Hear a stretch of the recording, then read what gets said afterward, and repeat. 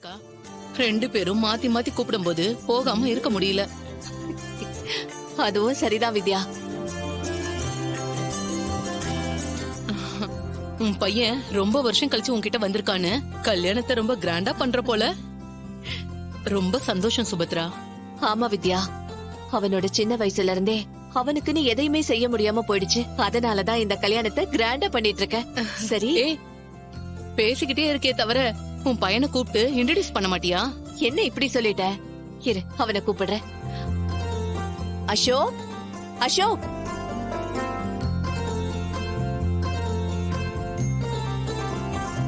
இங்க வாப்பா. சொல்லுங்கம்மா, கூப்பிட்டீங்களா? ஆமாப்பா, இத பாரு, இவ என்னோட ஃப்ரெண்ட் Hi, வித்யா. ஆ, எனக்கு இருக்கிற பிசினஸ் ஃப்ரெண்ட்ஸ்ல இவளும் ஒருத்தி.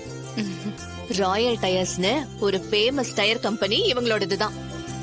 பயங்கர கோடீஸ்வரி. ஆனா கொஞ்சம் கூட பந்தா இல்லாம சிம்பிளா பழகுற டைப். ஏய், நீ தான் பெரிய கோடீஸ்வரி, நீ தான் பந்தா இல்லாம இருக்க. அப்புறம் எதுக்கு என்ன பத்தி இவ்வளவு பெருமையா பேசிட்டு இருக்க? ஏய், உண்மையை தானே சொன்னேன். பார்த்தல அசோக், இவளை பத்தி பெருமையா பேசினா கூட அதை அவாய்ட் பண்ணிடுவான். அந்த அளவுக்கு இவ ரொம்ப நல்ல character. Hello aunty, nice meeting you. நல்லா இருப்பா. உன்னை பார்த்ததுல ரொம்ப சந்தோஷம். ரொம்ப வருஷம் கழிச்சு உன் அம்மா கிட்ட வந்து சேர்ந்திருக்க. இவள நல்லா பாத்துக்க, சரியா? Sure aunty.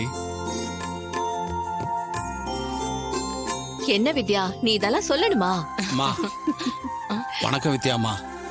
மகேந்திரன், நீங்க எங்க? வித்யா, இவர் யாரு? நாங்க வழக்கமா ஒருத்தர்கிட்ட நகை செய்ய கொடுப்போம்னு சொல்லுவேன்ல, அவர்தான் இவரு. இவரு நகை செய்யறதுல எக்ஸ்பர்ட். அப்படியா? ஆமா. அம்மா வணக்கம்மா. வணக்கம்.